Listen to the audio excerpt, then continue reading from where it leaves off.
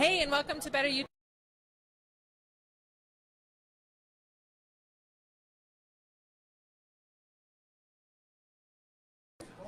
And I'm just checking to make sure that this is really live because it looks like it's not. Oh no, we're live. Okay. Can somebody go check? Thank you. We are missing our behind-the-scenes person today, so we are winging it. Yeah. And we are in the fourth week of the session. We are in the 5th. Oh.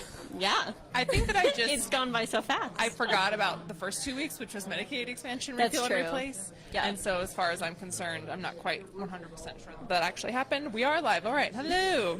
So, Lauren. Yes. We are in the cafeteria, and we are right by the doors, so we see all these people walking by and people sitting there and smiling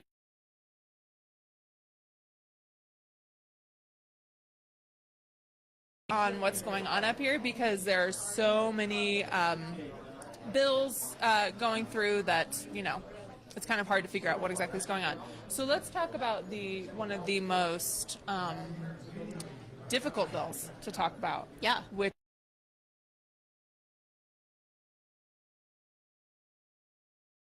it deals with abortion. So can you just give us like the 101 on what this bill is and what it does?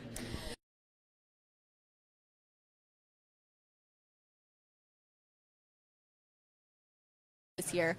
One of them has what we call a trigger clause, and that means this bill wouldn't go into effect unless the Supreme Court reversed Roe v. Wade. Mm-hmm. And that's Representative Lisenby's bill. So that bill doesn't trigger,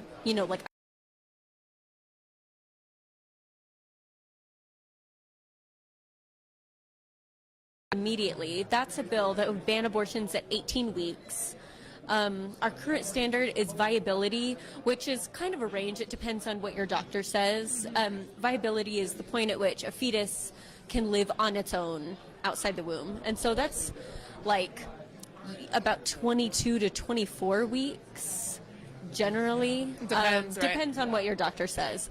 So 18 weeks bumps that down a few weeks. But because it's a deviation from that viability standard, it's unconstitutional. We know that. We know it's going to get challenged in court, and we know it's going to cost like $2 to $3 million to defend that challenge in court. Okay. So that's the bill that just passed the House this week. Great. I think the internet's kind of funny, but I think we're going to keep going with this. Can you keep an eye on this, or one of you keep an eye on this to tell me if the stream is really bad, and we'll just restart a different way. But continuing on, so the what's the bill number again? I'm sorry. It's HB 136. Mm-hmm. Right. Okay. And did you mention the cost of this? Yeah. Okay. Yeah. Great.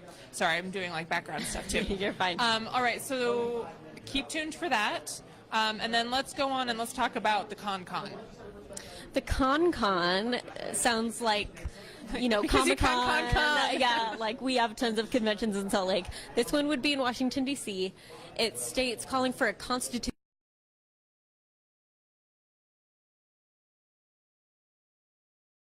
I just think of Comic-Con, honestly. And so, yeah. So it would essentially open up the Constitution for rewriting. And supporters of this bill will say, well, no, because it says it's only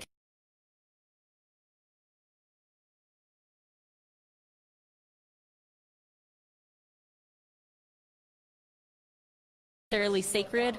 Also, it's never been done before after the first time. Mm-hmm. So this would just be a huge deviation from ways that we've amended the Constitution in the past. Mm-hmm. And what are our concerns about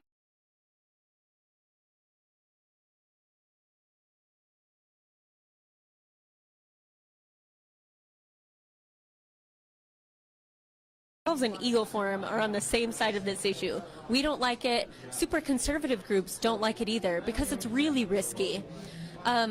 Because everybody, everything that we would love to see added in, they would love the opposite, and nobody knows how it's going to turn out. And also, I'll say this. I think if the Constitution was rewritten in a convention and it was a ton of progressive changes and now our Constitution was radically different, I think that would be worse for democracy than small incremental changes made through the process that we have now. Because guess what? If you do a constitutional convention once, what's going to stop you from doing it, every 4 years when you want to do it again? Like, unstable countries are countries that change their constitution a lot. Right. We shouldn't be doing that. Right. Okay, so guys, we know the internet's a little bit funny. We apologize. Please stick with us. We promise that it's worth it.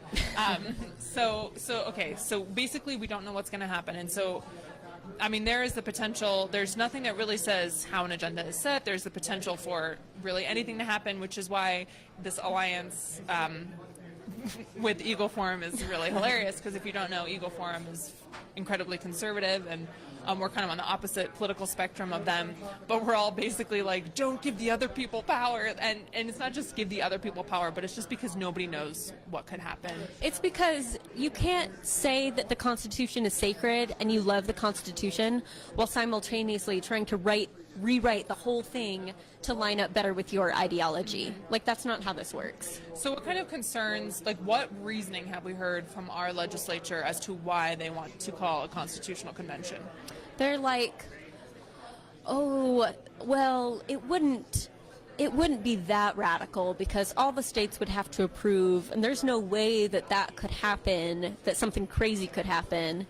And I think the past few years have proved that crazy things can happen. So anything can happen. Literally anything can happen. So we need to take that really seriously, and we need to uphold the Constitution and not try and undermine it to make a few changes that we want to make. Right. And especially given the efforts that some people on the right have really made to effectively gerrymander on the state level. If you have state bodies, state legislatures that aren't accurately reflecting not just what the people, like who the people are, but also the beliefs of the people. Mm-hmm. And if you have that, and then it's up to the states who are being represented by people who don't accurately represent the people because they have been gerrymandered, totally. What could end up happening is that you have a constitution, changes to the Constitution that do not reflect the vast majority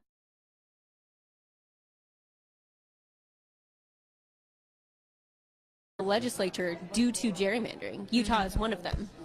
It would probably have a majority even without the gerrymandering. But would it have a super majority? I don't know. Yeah, I think it was like Utah on the state level is gerrymandered.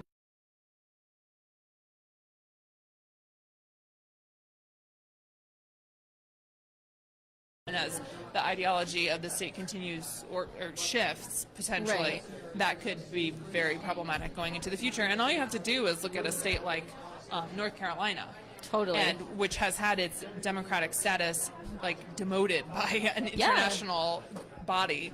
I mean, it's no good. So we are definitely against this one, and this is one that's kind of sliding under the radar because we're all dealing with stuff like Medicaid expansion repeal. And well, and it's hard because nobody knows what it is. Right.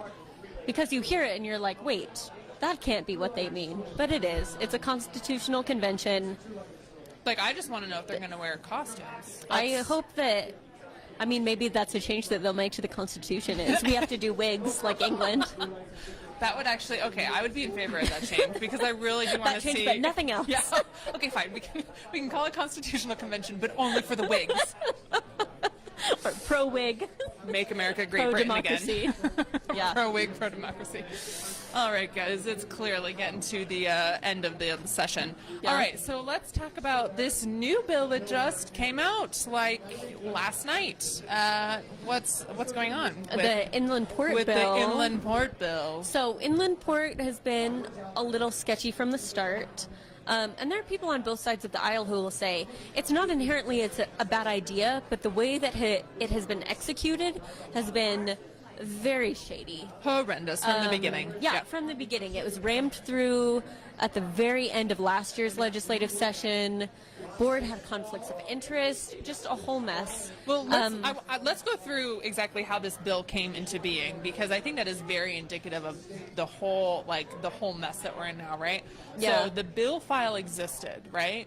And everybody kind of knew what it was, and then what happened is, I believe on the last day, they completely changed the language and then Possibly, I am assuming that the supermajority party knew what was in this bill, but they have closed meetings, closed caucus meetings, so nobody else knew what was in this bill. So it was a surprise to us. Yeah, it was a big surprise to us, and because it's the last day and everybody else, the supermajority knew what was in it, it went boom, boom, boom, passed, done, and all of a sudden, you've got this inland port, and then Speaker Greg Hughes, who is no longer the speaker because he's no longer in the legislature, he stepped down from his seat.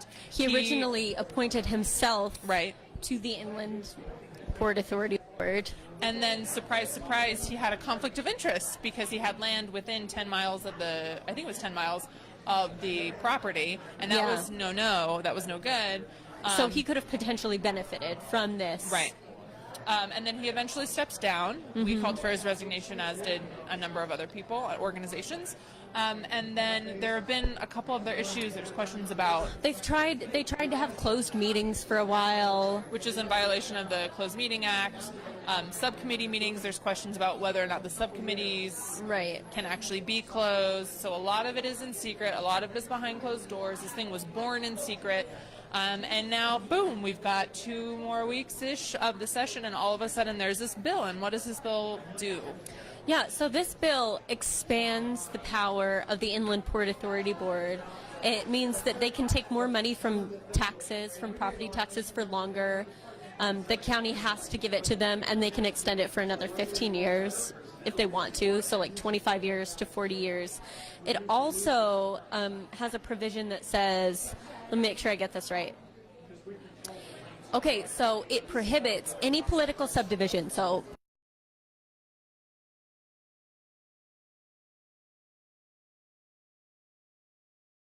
of the Inland Port Authority, and prohibits the use of public money for any challenge.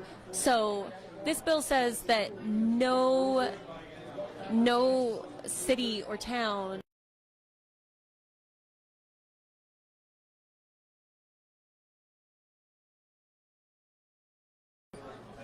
That doesn't sound sketchy at all. Right. And it expands its power also to areas beyond just the jurisdictional area that the port contains.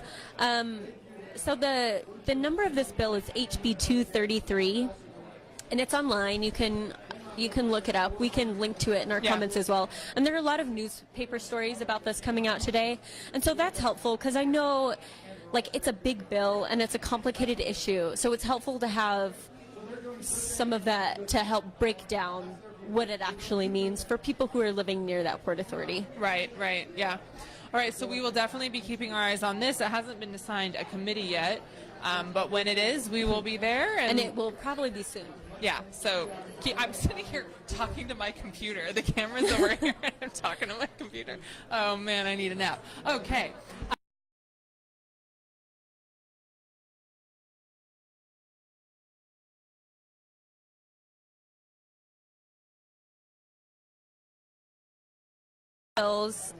That are aiming to, or they're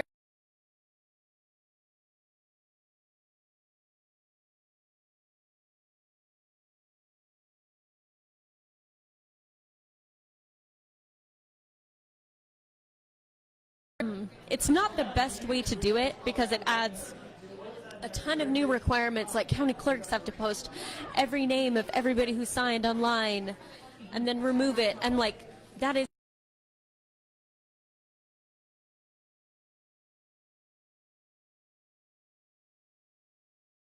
Utah County. The actual signatures. It was but Utah County has a new wonderful county clerk, which is great. So. Right. Go Amelia.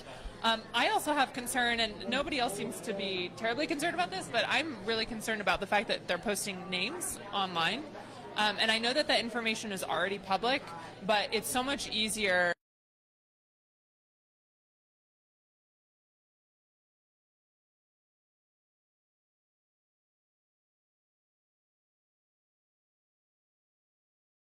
person probably doesn't know that, and they're not going to think, I want to go see if my neighbor that I have a vendetta against has signed this petition. I'm going to go call the county clerk. Like, that's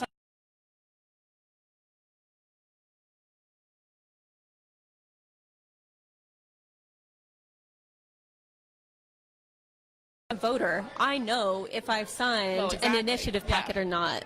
So it seems to be giving like rescission campaigns more ammunition, because then they know exactly who they need to target to get those people to pull their names. But even rescission campaigns, they're going to know that they have to go in and get that information, because the rescission campaign for the Count My Vote, Keep My Voice thing, they knew where to get that information, and they did very targeted door knocks to get those names off. Right. I'm more worried about people, like if it's something like if an initiative for the beer law happened, you know, or something like the medical cannabis thing, where you could use someone's signature on a petition to publicly shame them with their peers. That information is so much more accessible when posted online. And ultimately, the question that we always have to ask is, like you said, what problem is this fixing? Right. And to me, it looks like it makes more of a problem than it creates. Right. And then it helps.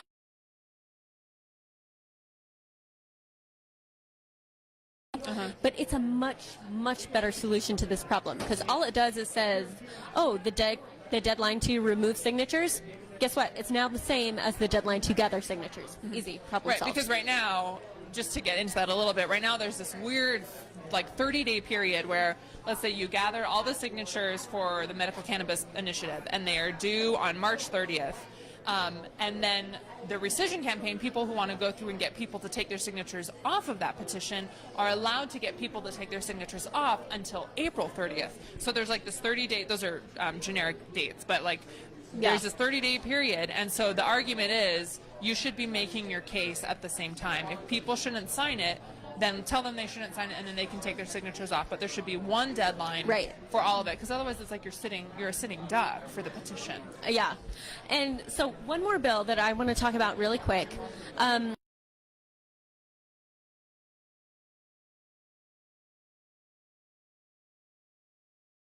Initiatives that voters pass. So if it's right now, ballot initiatives, if they pass, like, they just go into effect after they pass. This one says, well, if it's a tax cut, it goes into effect 5 days after it passes. If it doesn't do anything regarding taxes, it's 60 days, which is the case right now. Everything is 60 days.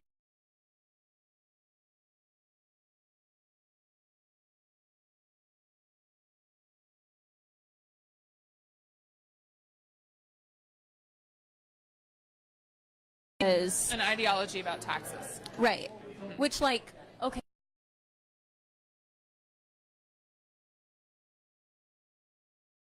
But don't like give people ideas. Yeah, but things like you know, the sales tax ridding Medicaid.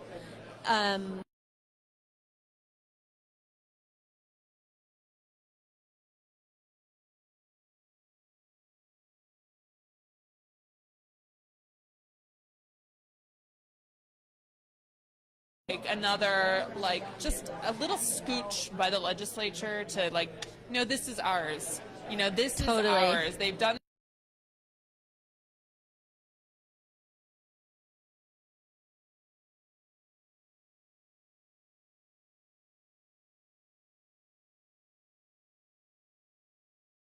You know, the legislative dinner table and saying, like, this is all ours. Which, I mean, they are the legislative that's a big body. scooch. Yeah. Over a year.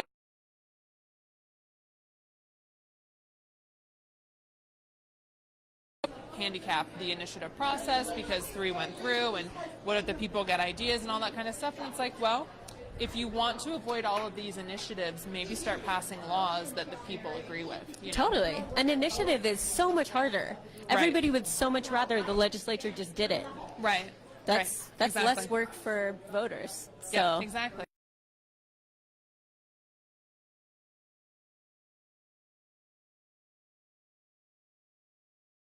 Before then, anything else before we go? That's all I've got. That's all I've got. All right. Thanks for watching. Bye, everybody. How do I turn this?